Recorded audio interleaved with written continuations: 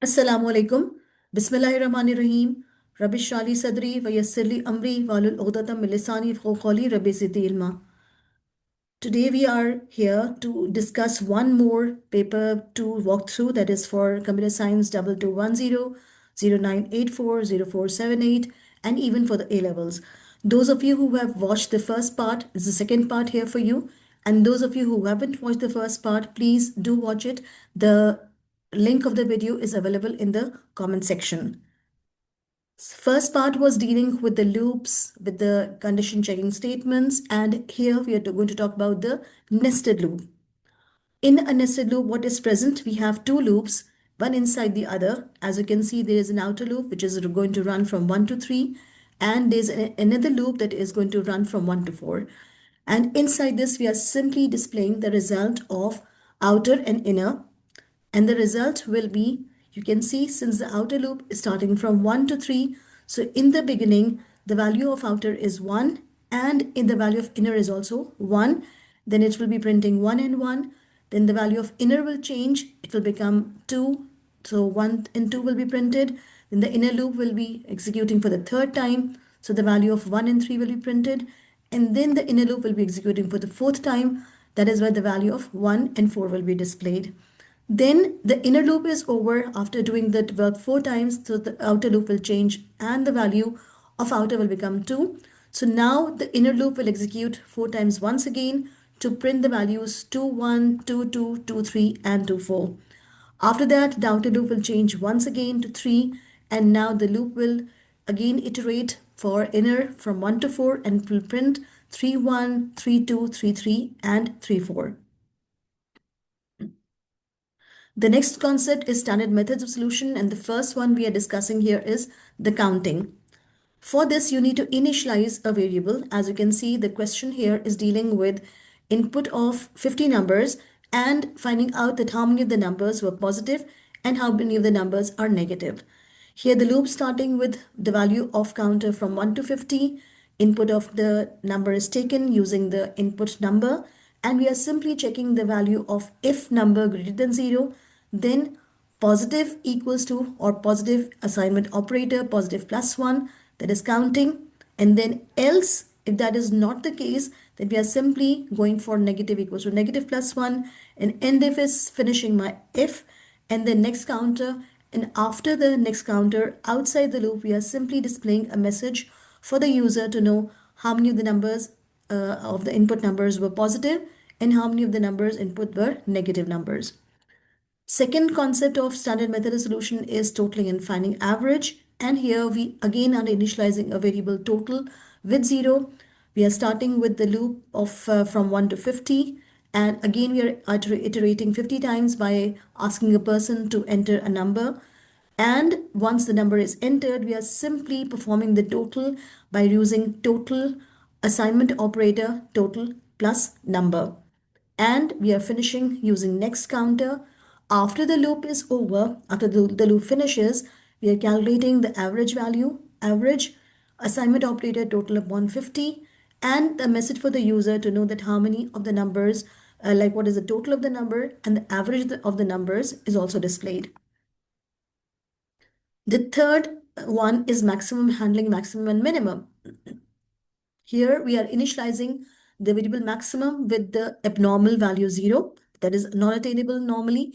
Then minimum is initialized with the highest abnormal value, and we are again iterating 50 times by using for counter equals to 1 to 50, asking the person to input a number by using a message using output, and input is used to input a number. After that, we are finding maximum by using the if condition. If number is greater than maximum, then maximum equals to number, and if. Similarly, we are finding minimum by using if number is less than minimum, then minimum assignment operator number, and if, and finishing the our for loop by using next in the end and outputting a message for the user to know the maximum number and the minimum number. After that, a very important concept of an array is here. What is an array? First thing that we need to know is it's a data structure. And this data structure contains several elements of the same data type. The data type of is of same nature, and elements are accessed using the same identifier name, although the subscript number or the index number is changing for each of the array elements. How to declare a variable in an array? The first thing, we can declare a simple variable or an identifier by using the keyword declare, identifier, colon, and data type. As an example, declare index colon integer, where index is my identifier and integer is my data type. Similarly, we are using the same declare statement to declare an array also. Here the syntax is declare identifier, which is the name of the array, colon array within brackets, within square brackets, we are mentioning the lower bound, colon upper bound means the starting or the first element of my array and the last element of my array. Of and then the data type. One caution that you need to know is many of the programming languages have the lower bound as 0, like the first subscript number, as you can see as shown in the diagram, on the right hand side is a 0, and the last subscript number here in this example is 9. As is mentioned, my array is by the name mylist. It's an array, that's why you can see the keyword arrays here. Square brackets 0 colon 9 because the first element is indicated by the value 0 and the last element is present at location number 9. We may have the declaration done as I said. Right now we can have the locations from 1 starting also. That is why the array by the name student names is again an array of 10 locations of 10 or of 10 elements, and its data type is a string value. Another array is declared by the name gender, like student gender. It's also an array of 10 locations showing through 1 colon 10, and it's a char of the char data type. How to assign elements to the array? Very simple. We simply use, as you can see here, the name of the array is mylist, then brackets open 1 and assignment operator 19. It means location number 1 of my list is going to hold 19. As you can see here in this example, 19 is here. We can assign values to another array by the name student names. Location 1 is going to store the name Ali here. Similarly, the student gender, again in as another array, is location number 1 will hold the value M, indicating the gender. The way we have talked about storage of the values in or assigning the elements to the locations in the array, similarly, we can also assign the values to a 1D array by using a loop. As you can see here, we have declared an array by the name number, which is containing 5 elements or 5 locations, and we are using index as a sort of index value. The loop starting from 1 to 5, and we are asking the person to enter a number. But one thing that we can see here is input number, and after that we have to mention within brackets the index location, and next index is going to finish my loop. And as you can see, the advantage of using an array is the values will be retained. They can be accessed by using the same subscript number, and they will be stored in their memory locations.